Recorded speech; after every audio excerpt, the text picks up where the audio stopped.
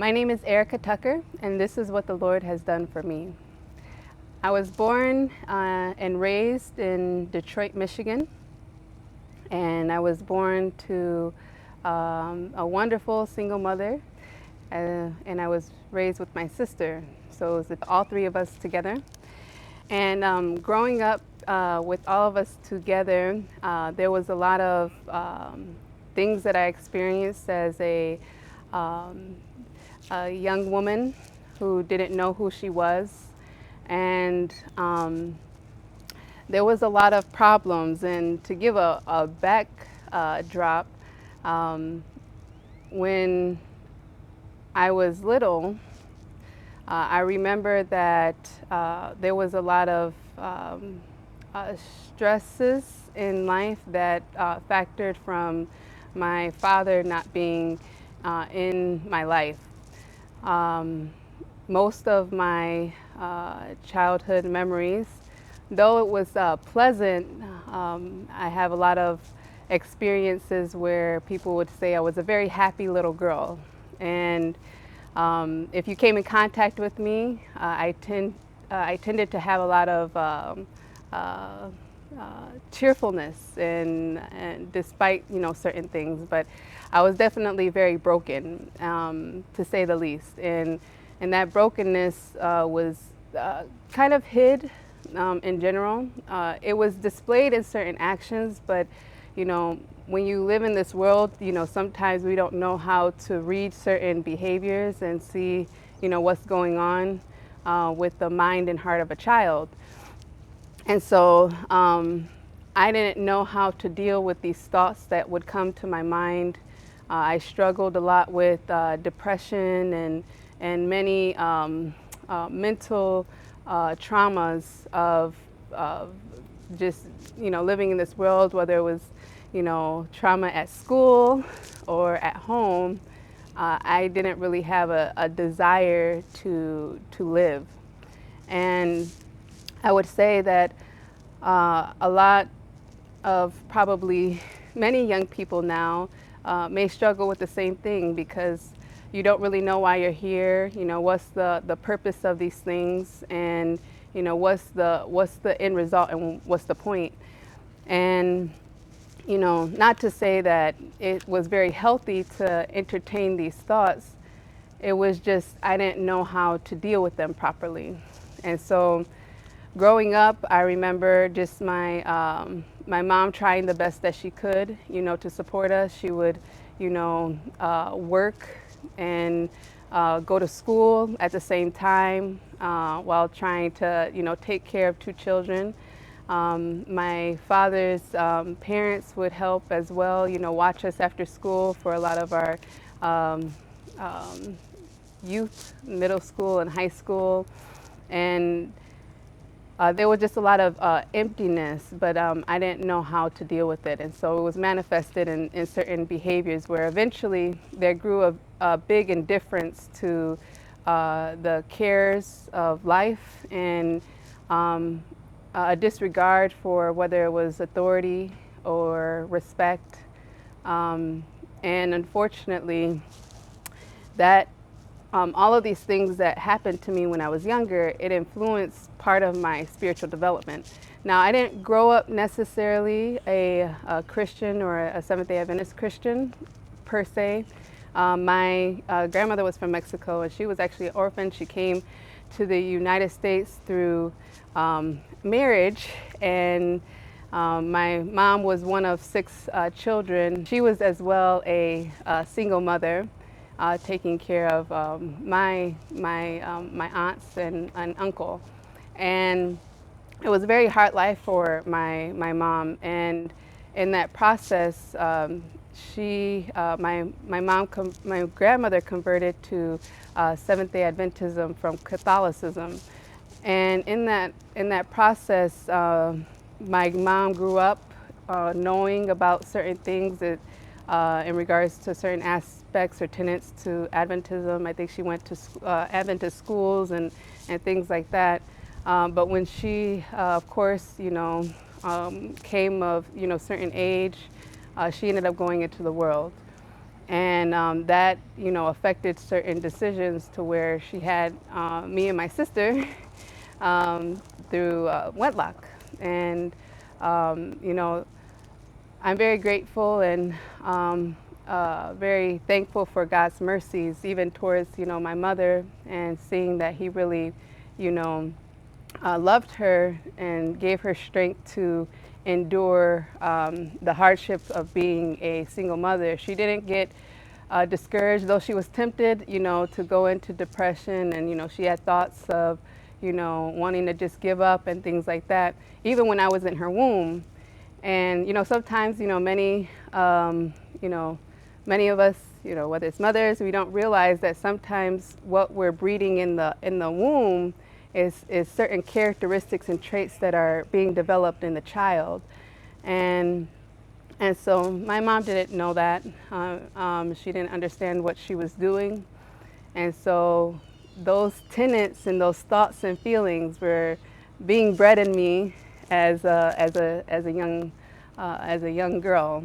And so later in development, I struggled with being able to be secure in myself, struggled with a lot of depression, as I said before.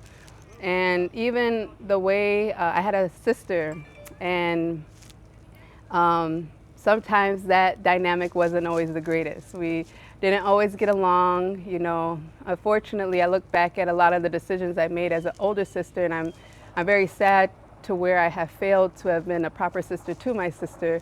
And, whether it was, being jealous or envious or, just certain things that I would do, not realizing where it stemmed from, because we didn't grow up in a home where Christian principles was something that was lived and experienced. And so, we didn't help, support my mom. We didn't clean. We didn't we didn't have order. We didn't have structure. We just, went to school and would come home, maybe play, and I didn't do good in school. I was kind of like I felt like a failure, even though I didn't want to be a failure. It's just that the system of education that was provided didn't really deal with some of the root issues that I was going through. And so since there was, trauma and things that I was experiencing, to go to school and then try to learn all these things, eventually I just didn't have the mental capacity. And it was also, the way we would eat. We would eat all types of things, and a lot of junk food, and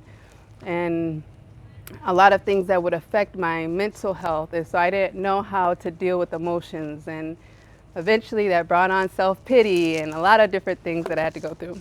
Well, how does the Lord, deal with this situation? One thing I appreciate the most is just being able to reflect on what the Lord had to contend with in my life, because I could look back now and see that, it wasn't necessarily that God didn't love me or that He didn't care about me, that He was never there. What I began to realize is that God was always seeking to pursue me. It was just everything that was given to me was to reject Him, to not understand, Him, or to not be able to receive what He wanted to give me. And so eventually my mom started to take her spiritual life a bit more. She realized that she wanted a more spiritual environment.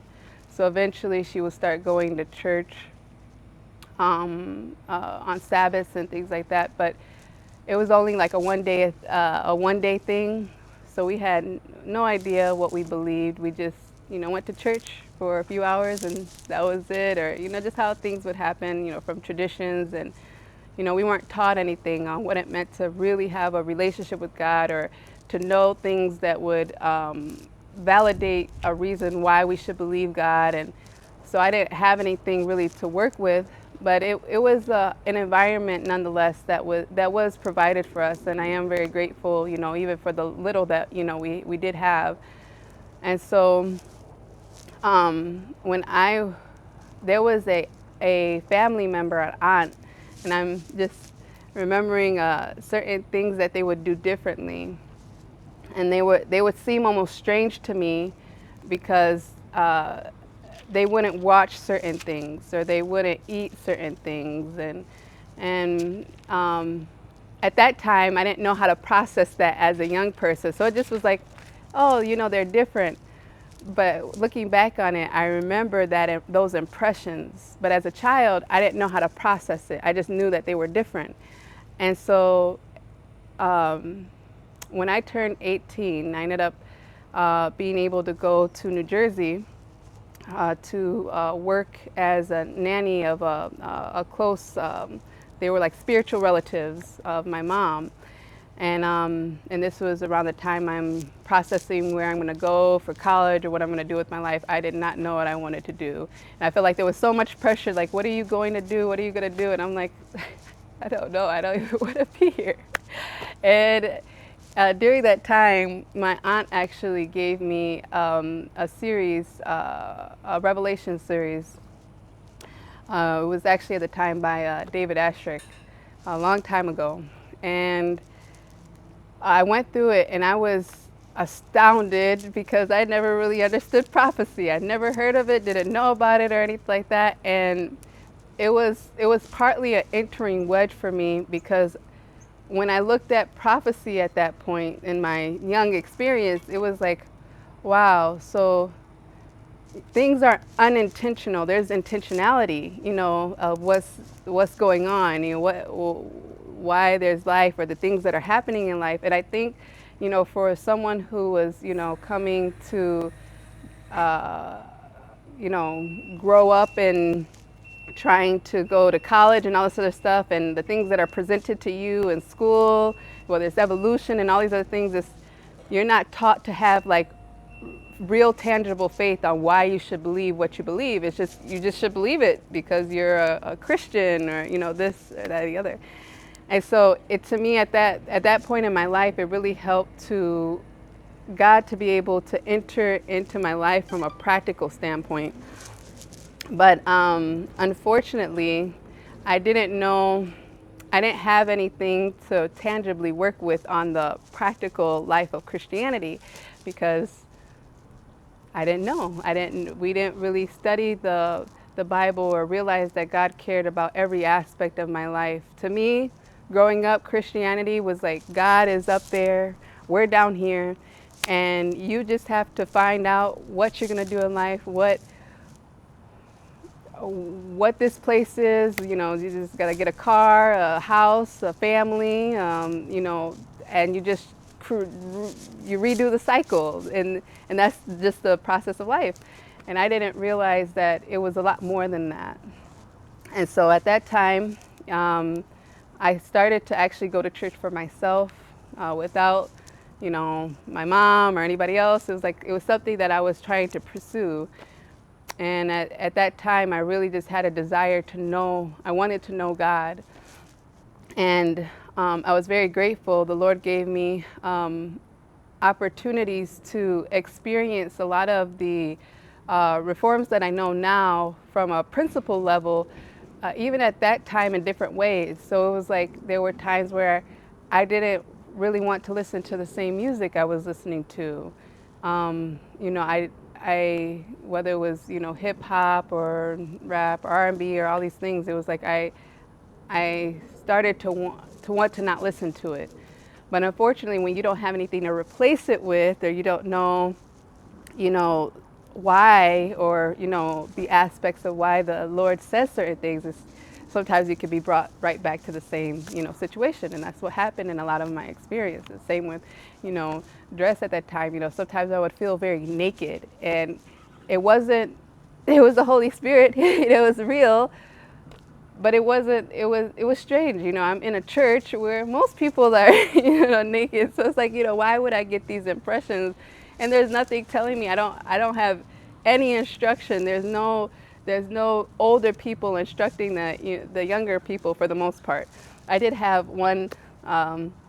She tried to do it the best that she could in terms of covering my chest. She gave me her scarf. That was that was her way of trying to be kind. And I look back at it and I appreciate it. But it was like there was never any instruction on why or how or what was the purpose. And so I would try things, and then eventually I went right back. So I had no, foundation. And so um, after that, I was there in New Jersey for a few years, and in that process, I did get baptized.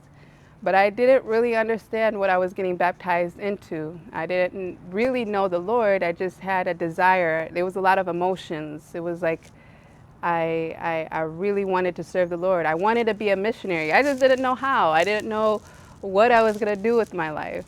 And so I was going through school, and I'm like, okay, well, I'm trying. And, the first time, I get baptized, I give my life to the Lord, things are, somewhat going, better. I'm doing better in school. I'm actually getting better grades. I wasn't changing like habits, but it was like I was forming relationships with teachers, or, I would talk to people about, the things I was learning. And it was like the fire that the Lord was putting in my heart to want to know Him and to share Him with others. So, long story short, He had to take me through a long journey. And honestly, I know for many of us, it would take us a long time to be able to share all the details, but I'm not going to be able to share all the details. But I'm grateful for what the Lord has, done for me. He took me to where I was at, and He gave me opportunities, even through hardship. And unfortunately, we're told that Satan he doesn't readily give up his prey.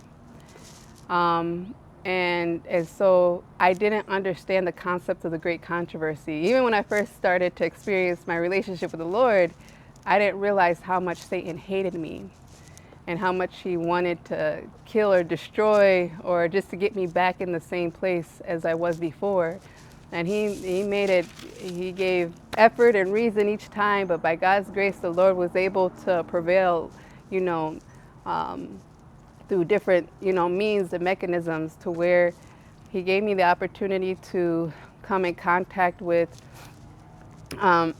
different ministries. One specifically was meat ministry, and I went there. I actually, during this time, I ended up going there with my sister, which was a blessing. I look back at that and I say, wow, that was a miracle because, that doesn't always happen. Because, and though the Lord, though Satan was attacking my family, even more so because I was seeking to draw closer to Him, He gave me the ability to continue to, press on and continue to press forward, and to not give up, and to not get, discouraged. I would also like to say, in many of our experiences, sometimes because of the traumas that we've gone through, we don't realize that we're harboring unforgiveness or bitterness or resentment. And not that you're trying to. I remember I had a very difficult time relating to my mother, and almost to the point where it was very toxic for me, because I was harboring so much of the hurt that I felt from our relationship, and I just couldn't get past it. And I would be so confused, because I would pray. I'm like, and things were getting better. I mean, when I started to pursue the Lord, it was like I had a desire to please my mom. I had a desire to build a relationship with my mom. It was like I wanted us to be close. But when it came to just the memories of just the pain and hurt from all of us, it wasn't just her. But when I look back at it, I mean, I used to be confused. Like, I thought I forgave her. Like, why do I feel like this? But I didn't realize that a lot of my experience was because I didn't understand to discern the thoughts in my head, or who was speaking to me. Many times I associated my thoughts with Satan's thoughts, and I didn't know how to rightfully battle Satan with the Word of God through my mind, and I didn't really know how to make that practical. So many of my thoughts, I was like, oh, that's my thought. I was associating it to my thought, not realizing that, God was trying to get me to a point where I would realize the process of why He wants to renew my mind. And so by God's grace, He gave me the ability to go through my whole experience and to come outside of viewing it from my eyes and look at it through his eyes, so that I wouldn't be confused by my emotions, because especially many of us as, women, and not all women go through it, but especially with the emotional instability, it's very hard to separate the feelings from principle. And so because, our feelings may feel a certain type of way, we use that as a form to tell us if if we're spiritual enough, or we're doing something right, or we're not doing something right. And, I really, especially when you understand the concept of trusting in God, you have to learn that it's it's not about the feelings, it's about the principle. And even if I don't feel like it, you know, healthy communication, healthy emotions, healthy, boundaries, God has given us so that we can grow in being able to demonstrate these things properly. And so, yes, through my experience with my family, I was able to go through healing from certain traumas growing up, and as well as just people who I would associate with as well.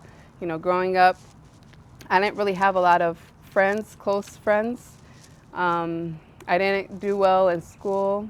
I used to be bullied a bit as well, and I know for many of us, we may have horror stories that, from school experiences, and, especially, as children in our youth, in our youthful minds, we don't realize that many people who are bullies is because, they have probably gone through a lot of trauma themselves in their homes, and their only way to act this out is with, other young people to make them feel better about themselves.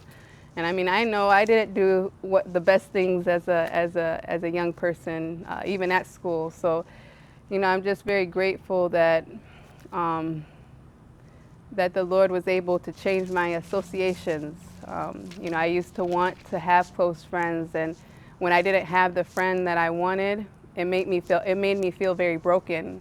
I didn't feel like I had the best friend that everybody else had, and I would, the friend that I really wanted to be friends with, and maybe they were friends with somebody else. And it's a lot of just not knowing who you are, the insecurities, and feeling hopeless. But, God was able to replace that, one, with himself, but then also teach me how I could be a friend to other people.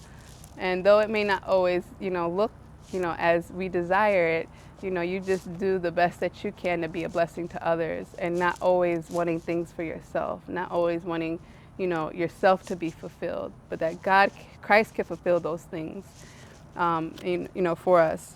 Though I didn't have a purpose in this world, the Lord gave me a purpose.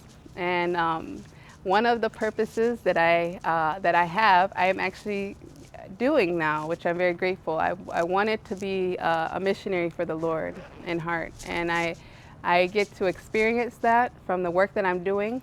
I went to medical missionary training school, and I've still, been growing and desiring to continue doing that line of work. I am currently married to Samuel Tucker. We have a ministry called Glad Tidings 3 a.m. You can check out our YouTube channel when you get a chance, and we go to different places where we share things relating to not only current events, family, many different things for young people. So a lot of what I'm doing now, I'm getting to share from my experience of what the Lord has been able to do for me, and just realizing that there is a purpose for each and every one of us. And so I want to encourage you all to not give up, that to be faithful in the little that the Lord has given you in your sphere, and allow him to direct you to do the work that he has called you to do, because there are many people that you can reach, that only you can reach, as you are in position that the Lord will have you to be, so that you can, reach them. And there's a lot of people in darkness, and so now you have the opportunity to share your light with them. And I wanted to, lastly, before we close, sometimes I just want to encourage, even those who are watching, who may have gone through some things that may have been devastating, or may have gone, through things that may have been devastating, or may not have been as, devastating. I'm not disclosing all of, everything that happened to me, but I was definitely in very dark places. But I wanted to leave this promise with you. In 1 Peter 2:9, it says, but ye are a chosen generation, a royal priesthood, and holy nation, a peculiar people. And I just want to stop to say that it says that we are a chosen generation. Now, I didn't feel like I was chosen because of where I came from, but I didn't realize that the act that Christ did in dying for me was the act of him choosing me, because he died for the world. And though I was in the world, he died for my sins. And the calling that he has left for me is definitely something that's very humbling, because it's like, who am I to be, a royal priesthood, a peculiar people, or just to be, to see myself as a princess, or to understand that I am a daughter of God. But it says that ye should show forth the praises of him who hath called you out of darkness into his marvelous light. And so I just want to encourage, any of you all, if you have been in any darkness, whether it's a little darkness, whether it's a lot of darkness, it's still darkness.